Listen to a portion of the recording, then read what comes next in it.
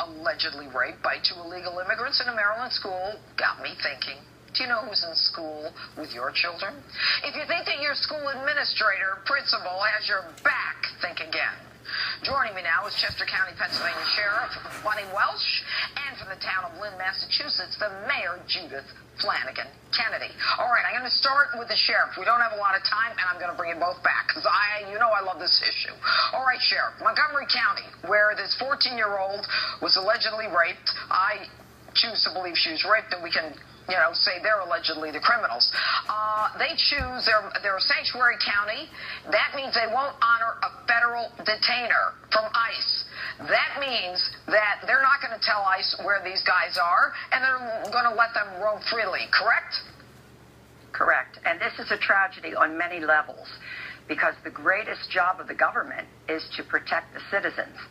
And the citizens here, whether it's the protection at the border or in your communities, or our most vulnerable citizens, our children in school, the system failed every step of the way in this case.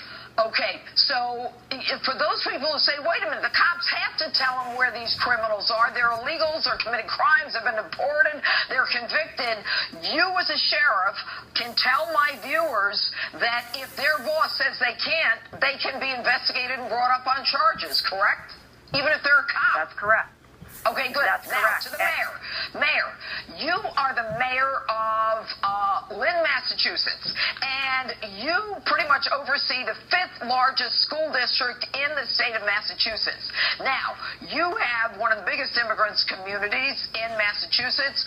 What, if any, impact does the immigrant community have on the schools of Massachusetts? It's been a tremendous strain on the city's budget to accommodate all of the new people that we've had in the system. Okay, what kind of strain and to whom?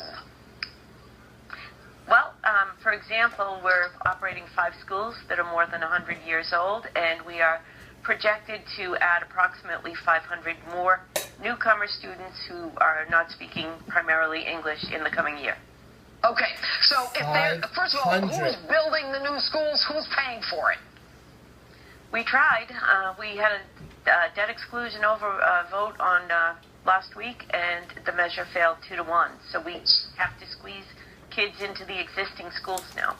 Okay, good. So the impact on the students in terms of the strain is there are more kids per classroom, correct? Yes. Okay, and if someone's not speaking English, that requires more time the teacher has to spend. If you don't have more teacher, slowing learning down for the rest of the students in the class who understand what the teacher is saying. On the kids who aren't speaking as fluent as the American kids, correct? Yes. Okay, so somebody comes in who's an immigrant. How do you know what class to put them in if they don't speak English? They do an initial evaluation, and many of these children who are coming in stop their formal education at 3rd grade, but they are growing well into adulthood, and we can't put them in a 3rd grade classroom. We had one man with graying temples. I couldn't see putting that person in a 3rd grade class, so they go in as freshmen in high school. Whoa! Someone with graying temples in 3rd grade? I'm sorry. What's a green temple? I guess I'm ignorant. What's a green temple? I'm just going to go with someone who looks really damn old. But you put them in a... We can't. And we have to educate them within the regular school I got 1 minute, Hart. Okay, here's the deal. Each school has to put these people have to go into a class, but with like-minded people like them. So they got to get the hell out of that school. I don't even want them in the same school as my kids. Jesus Christ, they're men. Oh. My producer's telling me. Now, did you have night school for these students, and was there a problem when you did for these adult students?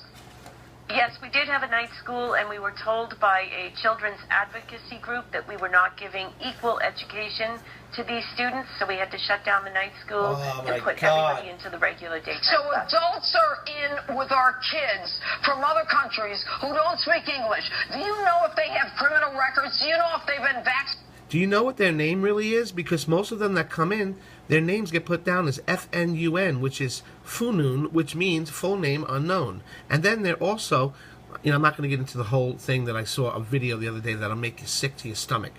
The vetting, everything that they're telling you is a lie.